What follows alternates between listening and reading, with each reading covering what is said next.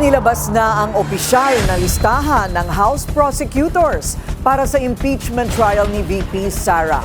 Paano nga ba sila napili? Narito ang agenda report ni Isaiah Mirafuentes ng Abante.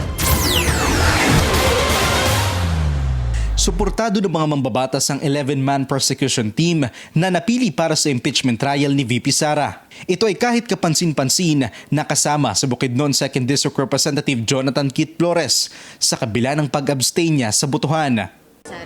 Yung naging desisyon po ng mababang kapulungan ay yung pag-assign sa kanya bilang prosecutor. No, tignan natin sa mga magdaang araw no, paano bilang prosecutorial panel ay titindig sila sa kanilang probable cause at itutuloy-tuloy ito sa paglilitis sa Senado.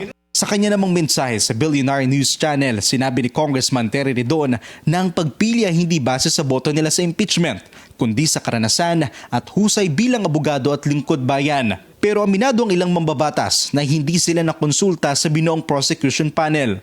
I-consult kayo kung regarding sa magiging prosecutor since part po kayo ng House Committee on Justice? Hindi. Hindi na-consulta kung sino yung 11 na Hindi. Duda rin si Congressman Antonio Tinio sa panibagong kodita sa Senado. Sigurado, syempre. 'Di ba? Sino ba ang pangunahing makikinabang? No? At deklarado naman yung iba, 'di ba, na ang core nung nagkudita yung Duterte Bloc. Sa ngayon, hindi pa rin ipapasa ng Kamara sa Senado ang Articles of Impeachment laban sa pangalawang Pangulo. Para sa agenda, Isaiah Mirafuentes, Abante.